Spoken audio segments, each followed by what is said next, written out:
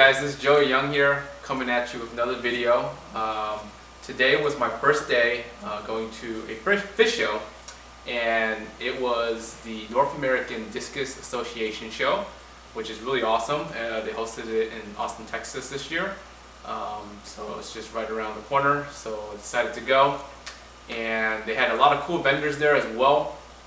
And probably towards the end of this clip, I will show you guys a couple clips of the show Discus and what they had to include. But I was talking with a couple of the companies, and I came across Python. As you all know, is the product that you actually use to clean your fish tank, you know, all the siphons and whatnot. And I spoke to Lance, who's the president there, and he's a really cool guy. He had some pretty cool stuff to share, and I kind of wanted to share some of the stuff that was coming out that I thought was really cool. So first off, I kind of picked up this flyer, which had like some diagrams, which is pretty cool. So I'm just gonna show you guys what they're coming out with in terms of products. So the first thing is, obviously it's just a siphon, but what you'll notice is it's a longer siphon tube.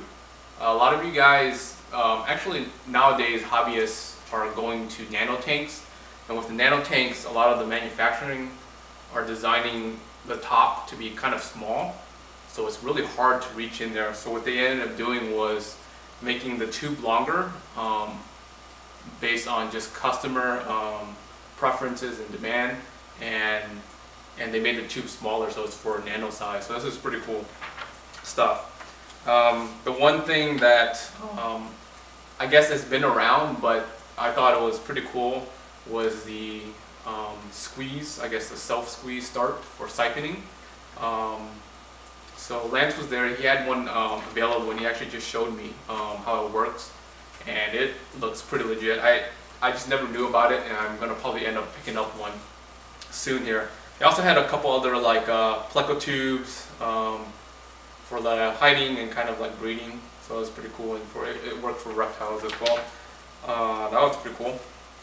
And they also have this new eco cloth, which is really cool actually. So basically you can use this with glass and acrylics. So basically, you know how normally what I would do with my fish tank, I would just basically spray Windex onto like a newspaper and just kind of clean the glass. With this, it's pretty cool. So you use no chemical. It's basically a cloth, and you soak the whole thing with water. You drain out the water, and basically the cloth is just wet. And so basically, not adding anything, no Windex, no nothing. You can just use this cloth and just clean your glass, and it's going to be spotless clean, essentially leaving no like water residue. It's reusable, rewashable, so it seemed pretty cool. And what's really cool was they were generous enough to give me one for free to try out. So stay tuned for future video of this once I actually do give this a try. I'll probably do this during my weekly maintenance, and I'll let you know how it works. So it's pretty cool. A shout out to Python for doing that. And there was another product that I'm really excited about, and it's nothing like crazy or anything. It's more of like an adapter. So nowadays, manufacturing, especially with faucets, as you know, if you buy a Python kit, it comes with a normal. This is just an adapter that goes to a standard faucet, right? That basically you can hook up your siphon to, and then you can basically clean your fish tank and basically fill up your fish tank with this adapter, and you connect your your Python tubing to. So nowadays, with modern, I guess, faucets and sinks, they've come out with something a lot smaller than this. So it actually won't, this right here won't fit, I guess, traditional faucets, or like I guess the new modern faucets.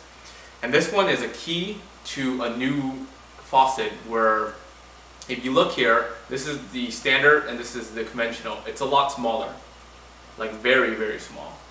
The reason why they went smaller is just because of the slim design nowadays, and also to reduce the water output to save in water.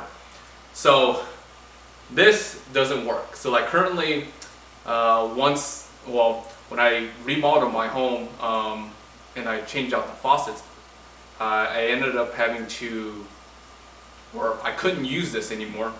So what I did was I kind of rigged this contraption up here where basically this goes into here, this goes into my Python, it's tight, and this piece goes onto my faucet.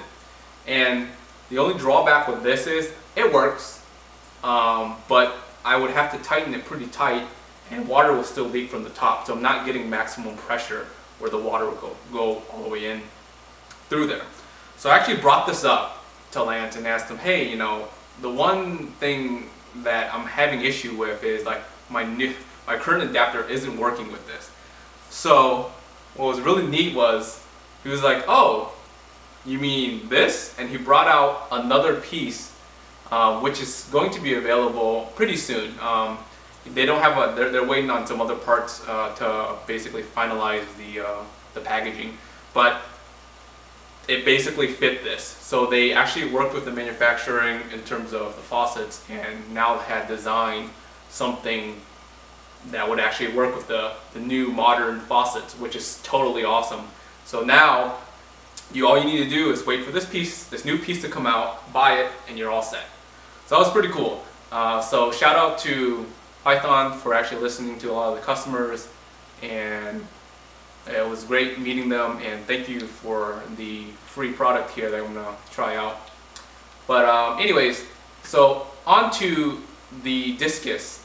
The show was pretty good. It was a lot smaller than I thought it would be. I actually got lost getting there because there was actually 2 Omni hotels that I didn't realize that was in Austin. So I went to the first one. It was just like, is this the show? People were like, I don't know. Anyways, so I found it, went there, and so they had 2 sections for the fish. They had one section where it was fish they had for sale that you can just buy right away, and then they had the other section that basically breeders, anybody that wanted to enter in to the competition or the show, that would have that. And actually a lot of people were selling those Discus as well. So I saw some really nice Discus. I was really tempted to buying this sweet pair of Discus, but the money was very high. It was definitely, you're paying for basically the cost of a pair, and the price was pretty reasonable, but I couldn't really justify that price, and also I didn't really have room because, as you can see, it's pretty well stocked already, and I do have other tanks, but I feel like if I put them in there and actually do lay eggs and whatnot, I won't have room for the babies.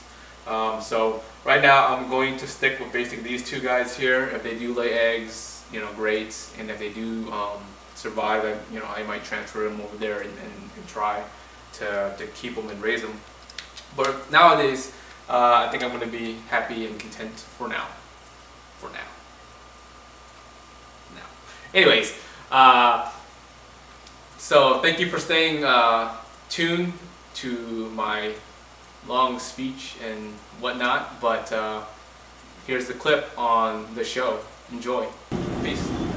Alright, we're out here at the North American Discus Association show. They got some, these are the Discus, I guess, for sale currently. These aren't the show ones. Currently the judges are judging, so they're actually over there somewhere. But they got some really nice pairs that I might consider picking up. So this one's already sold. This is the same generation here. This one's actually available. So the other pair is on the show tank. This is very nice. We had some back here, and these are already all sold out. They're super nice.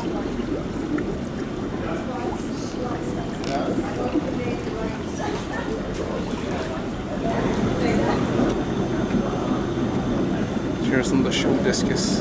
Very nice.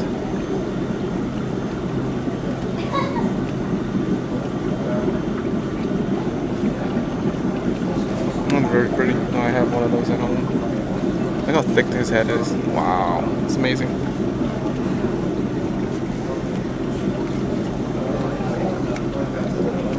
And here's called the Wild.